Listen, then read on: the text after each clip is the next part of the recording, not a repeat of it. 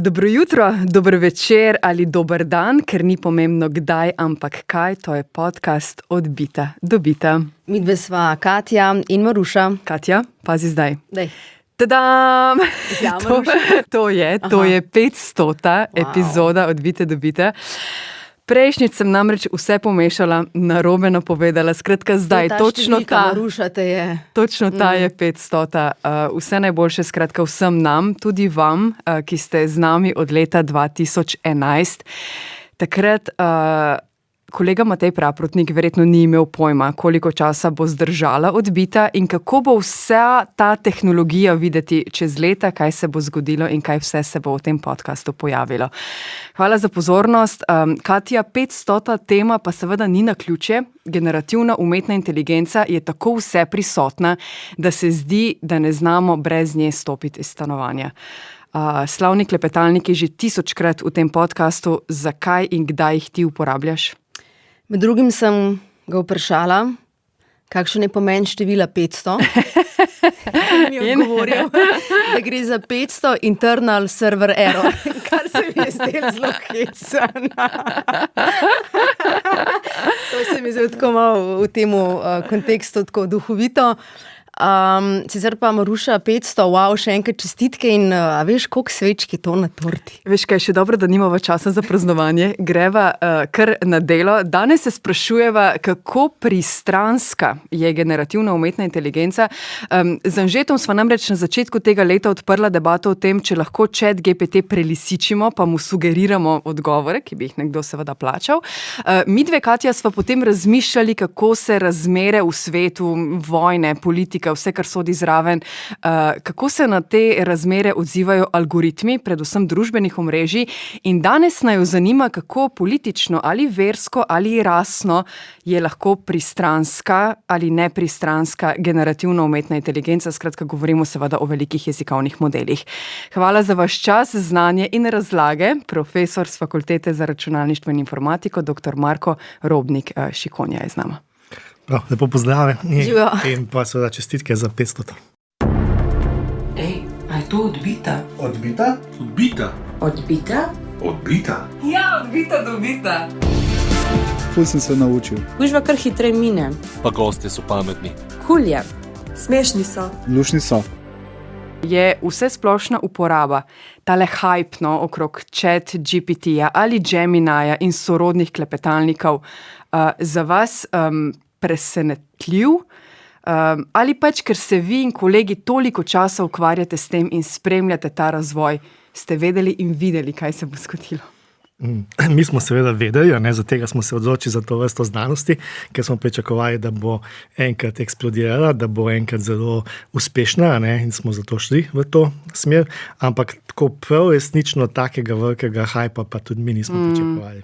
Ja, in kar je pri tej naši današnji temi zanimivo je to, da uporabi umetne inteligence sploh ne razmišljamo, da bi lahko bila pristranska. Vemo, da je pristranska, že ves čas je pristranska, zato ker je zelo težko dobiti nepristranske podatke, s katerih bi se umetna inteligenca uči. Vedno je na nek način pristranska. To pomeni, če ne drugače, je pristranska zato, ker se uči iz besedil. Besedila pišejo samo visoko izobraženi ali pa više izobraženi ljudje. Mogoče sem hotela reči, da vemo, da daje trapaste odgovore, pa lažne, pa napačne odgovore. Pač to vse vemo in vzamemo za kup, da potem preverimo te informacije.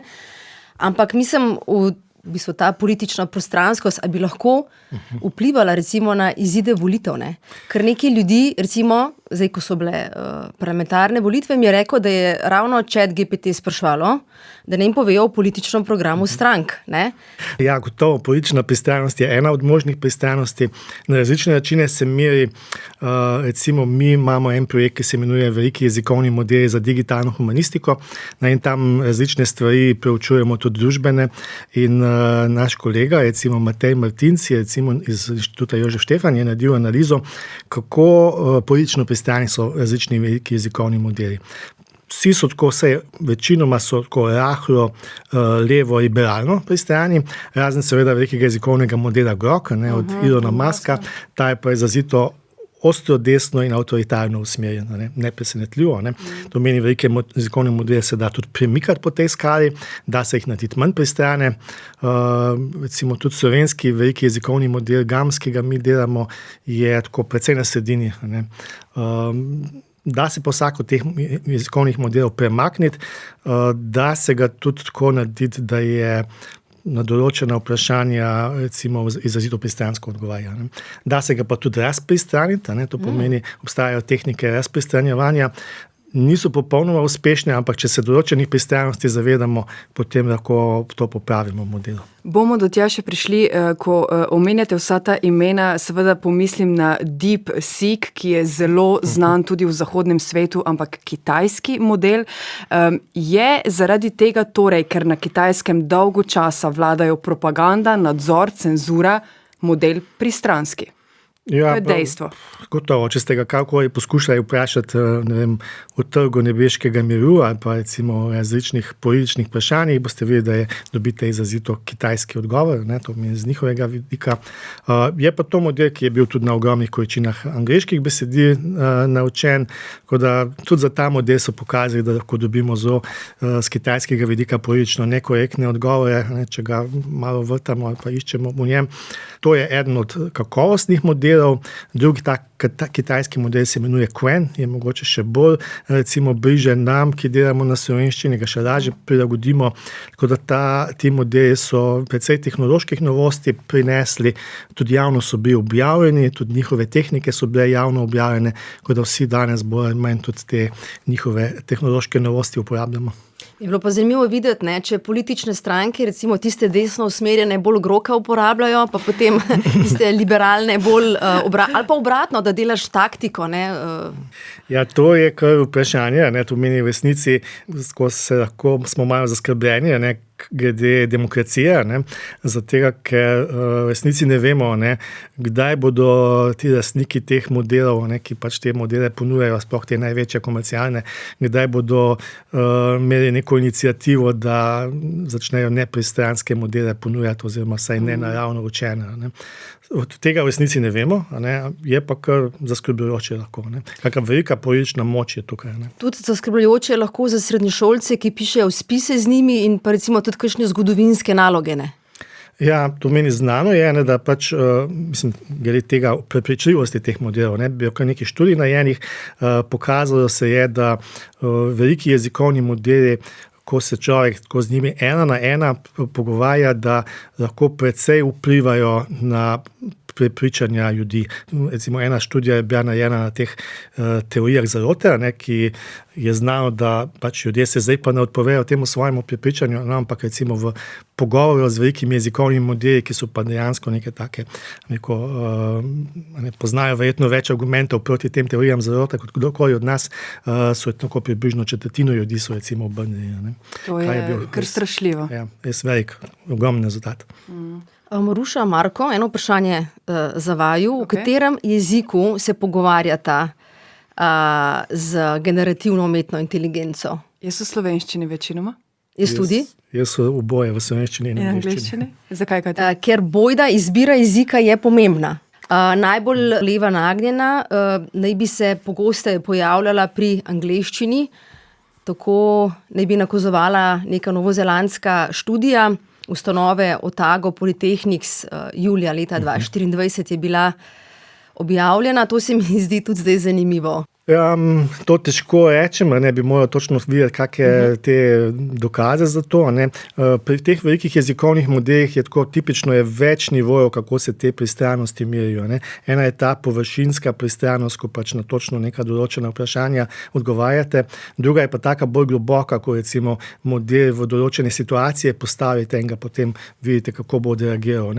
Ta druga je težje spremenitijo in je pa bolj pomembna, ker so v resnici na tem površinskem nivoju na številnih problemih izkazuje, ki jih se ne znamo predvideti. A imate v mislih to, ko so raziskovalci ChatGPT-ju rekli, da naj se postavi v vlogo nekoga, ki je politično opredeljen in je potem dajal odgovore in so te odgovore primerjali z nevtralnimi odgovori. Mislim, da je to taka raziskava, ko so to poskušali dognati. Konkretno sem imel v mislih bolj te etične predpostavke. Ne? To pomeni, zdaj tudi seveda etika teh velikih jezikovnih modelov se precej raziskuje. Tudi mi pravzaprav delamo neke take podatkovne množice skupaj z raziskovalci iz filozofske in teološke fakultete.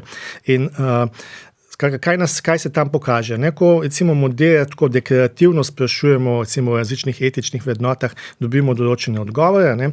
Ampak ko pa model predstavimo težji problem, ko ga v neko recimo konkretno življenjsko situacijo, ki bi se neke te etične vrednote morale pokazati, ne, tam so pa lahko rezultati precej drugačni. Ne. Kar pomeni, da neka površinska, pa neka globlja recimo vedenja ali pa vrednote velikih jezikovnih modelov, pa tudi pristranosti niso nujno enake. Kakšen primer si ga lahko tudi izmislite, samo bolj plastično, da si predstavljamo razliko? Recimo vprašate, kaj bi naredili v neki situaciji, ko so recimo, da ste najstnik in so starši šli od doma, a boste zdaj pili pivo, ali ne boste. Ne?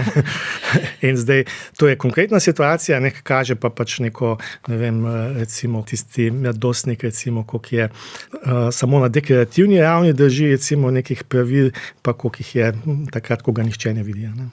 Kaj pa razlika med komercialnimi in odprtokodnimi modeli v rezultatih? Če sem jaz uporabnica, kakšna je razlika med ChatGPT-jem in slovenskim modelom GAMS? Če ga vprašam, identično vprašanje. Lahko rečete, da so odprtokodni rezultati manj pristranski, bolj pravični od ChatGPT-ja?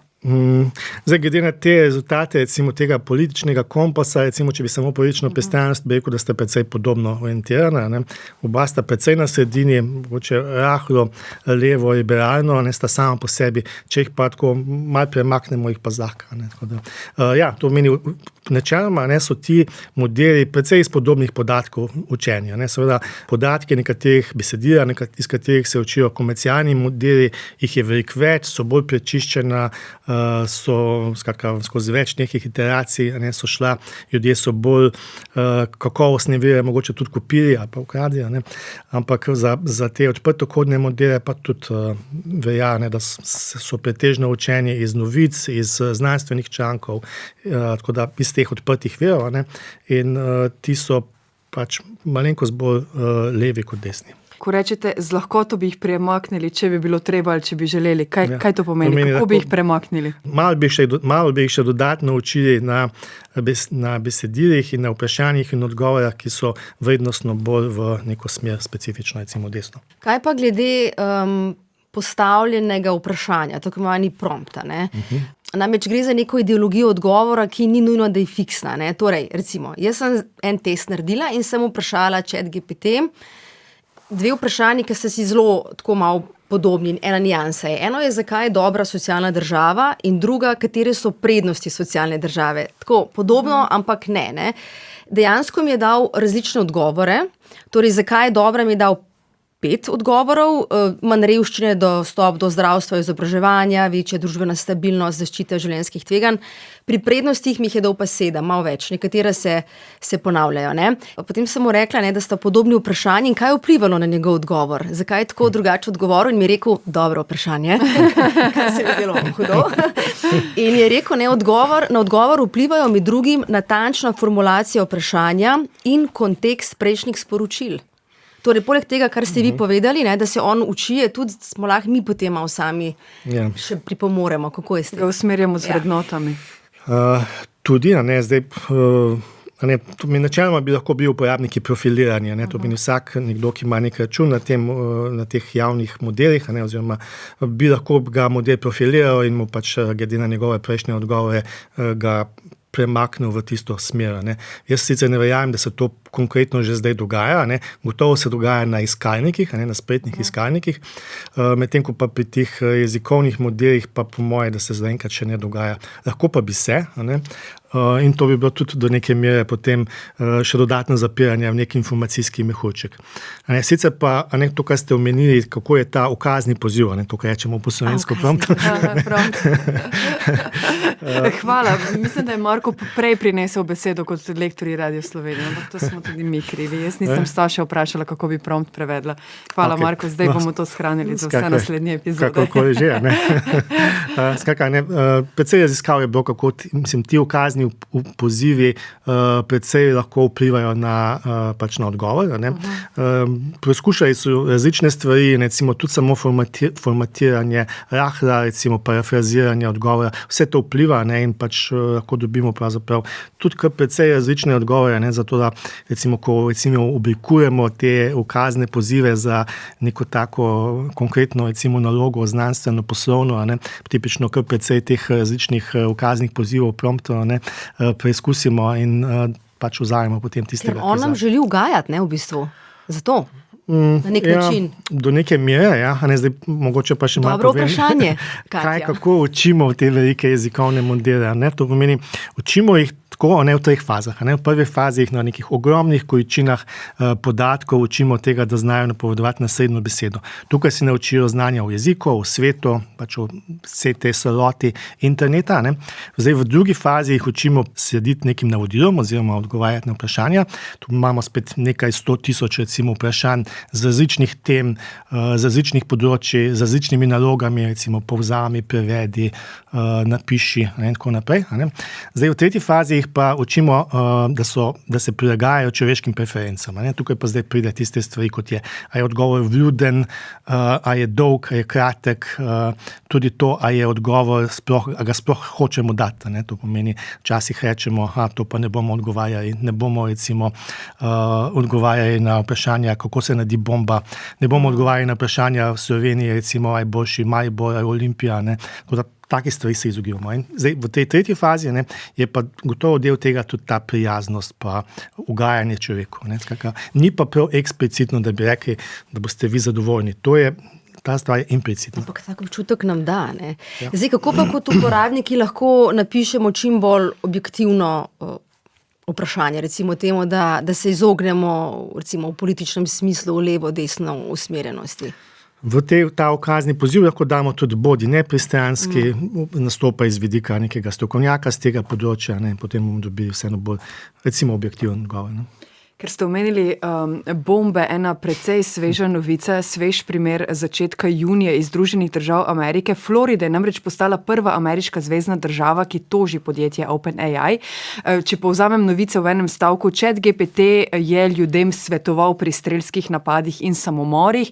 Skratka, če ga vprašaš, kaj narediti s truplom ali kako romantično storiti samomor, ti bo odgovoril in je zato odgovoren. Sprašujem se, a so takšni primeri tožb seveda precedenčni in nenavadni, ne dogaja se to zdaj že desetletja, a so pomembni za prihodnost ali so izguba časa, kaj nam v bistvu povejo o vodstvu teh podjetij, ki se zdijo vse mogočna, kako razmišljate ob teh novicah, a rešujejo sploh kakšen problem? Ja, nekatere te tožbe bodo gotovo precedenčne. Koliko je odgovornost lastnikov in tistih tudi razvijalcev teh modelov, ne, tega še ne vemo. Tukaj bo še kar nekaj sodne prakse, tudi v Evropski uniji, že imamo nekaj v to smer. Po mojem mnenju bi bila ta tožba v tem trenutku težko uspešna, ne, zato ker bojo OpenAI zlahka dokazal, da je kar precej truda vložil v to, da do takih odgovorov ne bi prišel. Ker običajno, ko pišete to v ukazni poziv, takega odgovora ne boste dobili. Ne. To pomeni, ste morali neke posebne trike izvesti, da ste do teh odgovorov prišli. Ne. To je bilo recimo tudi pomembno v teh prejšnjih tožbah, recimo New York Times proti OpenAI, skratka, s kako lahko pridete do teh odgovorov. Zdi se, da to sodišča upoštevajo.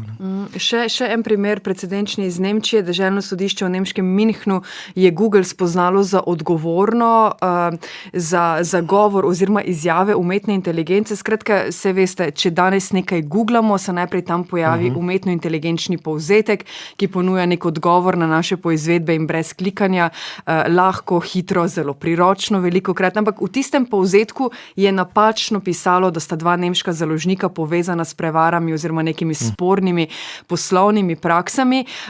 Google se je seveda odzval in odgovoril, da ljudje danes ob uporabi že razumejo, da je potrebno neko pristnost in rezultate preveriti in da v bistvu so se tako zavarovali, ampak zdijo se mi vseeno zanimivi primeri, da sploh nekdo gre v tožbe in vlaga ogromno časa in denarja v to, da nastopa proti tem velikanom.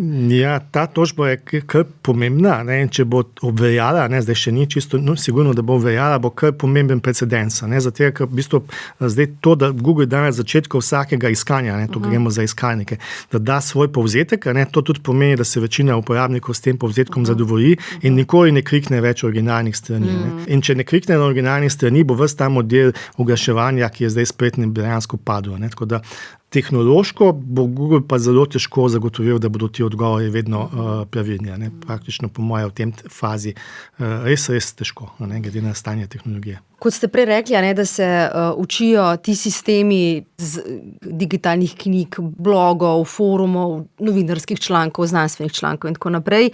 Verjetno tudi iz kakšnih komentarjev, ki so včasih lahko zelo nesramni, žaljivi, zlobni, nadaljujemo do 500, absolutno neprimerni glede na funkcijo, ki jo človek opravlja in tako naprej. Zdaj imam v mislih, recimo v Sloveniji se pogosto takšna mnenja krešejo na spletu, ko recimo mediji objavimo kakšne članke o migrantih, o prebežnikih. A ne? In modeli umetne inteligence ne bi bili pristranski tudi pri teh verskih temah, torej da ne bi celo preferirali določene religije. Zakaj se je to zgodilo? Zaradi tega, ker sem zdaj povedala, ker se uči iz vsega tega, namenoma, ne vem. Ja, spet najmalo razložim najprej. Ne? Te spletni komentarji, tviti in to načeloma se ne uporabljajo pri učenju velikih jezikovnih modelov. Ne moramo pa vedeti, lahko vemo to z gotovostjo. Ne moramo vedeti za gotovost. Da Grok tega ne uporablja. Ja, ne vemo. Grok mogoče uporablja. Ampak mi smo recimo delali poskuse z Gamsom, ne, in smo vključili v eni varianti tudi te spletne vsebine, ne, pač model se je kar grdo začel obnašati. Ne. Te vsebine absolutno ne pridejo noter v nek kakovostni jezikovni model in vse vsebine, ki se dajo v jezikovni model, se predhodno tudi z jezikovnimi modeli pregledajo glede kakovosti. Ne. To pomeni, drugače bi imeli res slabe modele. Ne. Mi smo kar precej tudi teh analiz pristranosti delali, ne, in zdaj pač enkrat smo pa naredili en model, ki je bil pa namenjen te klasifikaciji teh spletnih vsebin, ne, kot so tviti in spletni komentarji in tako naprej. Tam smo pa vse te besedila noter vključili. Ne. Tisti model je bil pa izrazito bolj pristran. Ampak zdaj se mi utrla dobra ideja, ne, pri algoritmih ne vemo, kako delujejo in v več tudi znanstvenih člankih raziskovalci opozarjajo, da bi uporabniki mogli vedeti, ne, kako deluje, ne, kar je tema zase, ampak tukaj bi pa mogoče moglo biti napisano, kje zajema te podatke. To bi bilo zanimivo. Ne? Ja, to je eden od kriterijev transparentnosti, ne, ki jih recimo odprti modeli večinoma izpolnjujejo. Recimo mi, ko objavimo Gamsa na teh spletnih portalih, kot je recimo Hugging Face, tudi napišemo, iz katerih virov se je model učil. Medtem ko pa za komercialne modele pa to se šteje, da je poslovna skrivnost in tega ne objavljajo. Kako bi bil videti idealni jezikovni model? Ja, ne vem, kako je lahko nepristranski?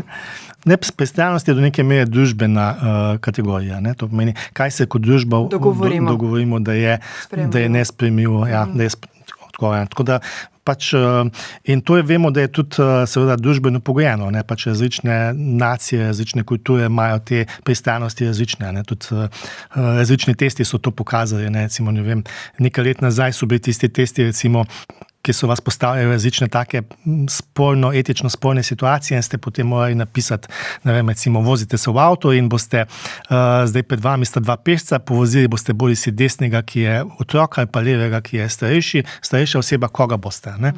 In zdaj to se je izkazalo, da je recimo v različnih družbah precej drugače. Ne? Kaj pomeni, da pač nekatere te etične stvari moramo kulturno prilagoditi. Recimo, in te kulturne prilagoditve so tudi del teh velikih jezikovnih modelov. Recimo, mi delamo kulturno prilagoditev prilagoditev na slovenski prostor, sprašujemo slovenske uporabnike, kaj je za njih sprejemljivo, delamo ta slovenski, recimo, etični dataset, etično učno množico. Tako da tako univerzalnega odgovora na to ni. Večina teh modelov je več jezikovnih, tako da itak delajo v nekem visokokulturnem prostoru, pa mnogokulturnem prostoru. In ko se recimo pogovarjam z raziskovalci, ki so bolj daleč stran od evropskega prostora, se še bolj pritožujejo. Recimo raziskovalci v Turčiji, ki tudi gradijo njihov jezikovni model, so kar zgroženi na nekaterimi odgovori. A če bi potem Claude, ChatGPT in če bi jim dali isto vprašanje, pa bi bili na Tajskem, v Indiji, v ZDA ali pa v Sloveniji, bi dobili enak odgovor? Bolj je verjetno stvar tega, ne kje sprašujete, ampak v katerem jeziku sprašujete. To, kar smo prej govorili. Ja, tako. To pa je, nima vezano z lokacijo, kje si, da on to zazna. Lokacija, mislim, da ni del tega, te personalizacije trenutno v teh jezikih. Da ve, v kateri državi in si prilagoditi, kot ste vi rekli, kulturno. Ja, mislim, da to trenutno ne počnejo. Še nekaj, ker ste govorili o tem, da v Sloveniji seveda sprašujete ljudi in na podlagi rezultatov gradite slovenski model GAMS, a GAMS že ve, da smo tako zelo, tudi politično, ker se pogovarjamo o politični pristranskosti, nepristranskosti, da smo Slovenci tako zelo razdeljena družba? Prav gotovo to ve, GAMS se uči iz novic, ker novice so pa seveda politično pristranske. Kaj pa modeli z različnimi političnimi pristranskostmi lahko podajo različne napovedi glede tega, kaj se šteje za žaljivo, ter kaj se v bistvu obravnava kot napačna informacija in kaj ne? Kako pa je s tem? Ja, kot ste rekli, naučijo se to, kaj je iz teh virov, s katerih se učijo. A pa so te sistemi omejeni, da jim recimo njihovi ustvarjalci jih omejijo iz tukaj ne, ker lahko imamo kakšne skrajne poglede, kakšne prepovedane skupine v družbi, ker... Ja, gotovo. Te neke skrajnosti se ne uporabljajo. Recimo pri pristranosti gotovo bi lahko povedali, da so tudi recimo poklicne pristranosti. To pomeni, to bi bilo mogoče pomembno. Zdaj pač recimo modeli so do moških in žensk tudi pristrani. Nekatere poklice recimo povezujejo bolj z ženskami, nekatere bolj z moškimi. To je recimo lahko pomembno, če bi nekdo recimo avtomatsko delal recimo življenjepise, ki jih dobi kot prijav na določeno službo, bi to lahko imelo vpliv. Nismo še sicer videli realnih primerov, tudi je to, glede na ta Evropski AI Act, je to prepovedano, to početi, ampak lahko pa bi imelo vpliv, sploh tam, kjer dobijo korporacije na tisoče različnih prošenj za službo, bi to lahko imelo vpliv. Vsaj v eni študiji se je to pokazalo. Recimo. Ker predvideva, da je zdravnik moškega spola, medicinska sestra pa ženskega. Recimo, to je ena taka. Recimo, to smo mi tudi v slovenščini opazili, če smo vzeli te, bi rekel, spletne vire. Če vzajemo samo standardno slovenščino, se ta pristranost ne pokaže. Recimo. Ampak to je nekaj pomembnega. Marko, ker generativno umetno inteligenco raziskujete, v koliko odstotkih ji zaupate? Od 1 do 100%? Ja, njih 70 recimo. Ja, večinoma so odgovori, kar je do. Jih pa preverjamo. Sploh tam, kjer delamo raziskave, tam vse preverjamo, tudi statistično preverjamo. Delamo analize, povzročimo, vso statistični aparat uporabljamo na tem. Kaj pa, a zaupate GAMS-u, ker je naš, ker je slovenski, ker ga razvijate in raziskujete bolj? Slovenci pa nismo takšni. Ne, do GAMS-a smo še bolj kritični kot do drugih modelov. Torej ne zaupate GAMS-u bolj kot ChatGPT-ju? Ne, se tudi v resnici v tem trenutku bi težko rekli, da je boljši, pa če ChatGPT je 1000-krat večji, pa v njega je bilo vloženo na stotine milijonov ali pa celo milijard dolarjev, GAMS je pa tako en majhen projekt, ki je sicer dober odprtokodni model velikosti, 10 milijard parametrov, ampak glede velikih stvari se pa ne more meriti s komercialnimi modeli. Kakšna prihodnost vas čaka raziskovalce? Lahko se seveda omejite na Slovenijo, razmišljam o GAMS-u. Kaj so največji izzivi v prihodnosti? Ja, ta projekt GAMS, to meni projekt Povemo, v bistvu se 30. junija zdaj zaključi. Dodatno financiranje GAMS-a še ni zagotovljeno, tako da v bistvu ne vemo, a ga bomo še razvijali naprej. Neki indici so, da bi lahko neko financiranje se naslednje leto obnovilo, kar je sicer kar težava za nas, kaj ne zdaj za ta čas spustimo razvojno ekipo, ampak ja, načeloma je tukaj še veliko stvari, ki bi jih lahko naredili. Zdaj, v zadnjem času smo ogromno delali na tem, da smo izboljšali to kulturno prilagajanje, da smo izboljšali recimo sposobnosti GAMS-a glede logičnega sklepanja, glede matematike. GAMS bo zdaj znal eksterne servise klicati, to pomeni zunanje servise, recimo, da bo pogledal na internet, kdo je zdaj predsednik vlade, da bo iz svojega parametričnega znanja odgovarjal. Pa seveda ogromno je tudi izzivov na splošno pri kakovosti pa količini podatkov. Zdaj, mogoče lahko končno povem, da zdaj smo pa le uspeli podpisati pogodbo z Narodno univerzitetno knjižnico, tako da bo naslednja varianta GAMS-a pač imela tudi precej več podatkov. Menili ste kulturno prilagajanje, kaj pa je slovenskega, da ste prilagodili? Malo izdajte, kaj je. Ja, kot sem že rekel, GAMS sveda, da sta Olimpija in Maribor zelo delikatno vprašanje.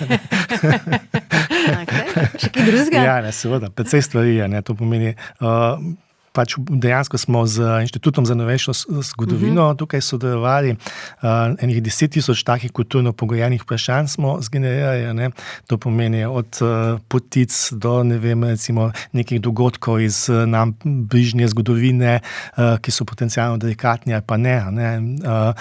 Skratka, GAMS mora tudi poznati to slovensko zgodovino natančneje, pa znane osebnosti iz slovenske zgodovine. Vgradili smo pravzaprav, oziroma bo v naslednji verziji, že imamo interno verzijo, ki pozna tudi slike, tako da bo recimo prepoznal te recimo slovenske kraje, recimo, to so taka kulturna. Zdaj, ko je svetovno prvenstvo v nogometu, zagotovo ve, kdo je rekel, da lahko kupi tebe, tvojo mamo in Šmarno goro. To je že kar stara stvar. Sem prepričan, da to ve. Ja. Okay. Marko, hvala, da ste si vzeli čas za odbite do bite. Hvala. In za vse te zanimivosti. Jaz razmišljam o tem, da bom morda začela vprašanja postavljati drugače ali da bom na pristranskost in nepristranskost bolj pozorna. Ja, jaz že zdaj včasih napišem, ne izmišljuj si, to je ta minimum, ki ga dam, ampak zdaj ste vi še ene par boljše povedali. Dajte mu dober kontekst, tako splošno navodilo, ti modeli, njihova ključna, razlikujejo se po kakovosti odgovora glede na kontekst, ki jim damo, tako da ljudje tipično pišemo premajhen kontekst, prekratek kontekst, potem modeli seveda ne vejo točno, kaj bi povedali, pa seveda ni treba čisto zaupati. Hvala, Marko. Hvala, Katja. Hvala. Še se slišimo v 501. Evo. Čau. Čau.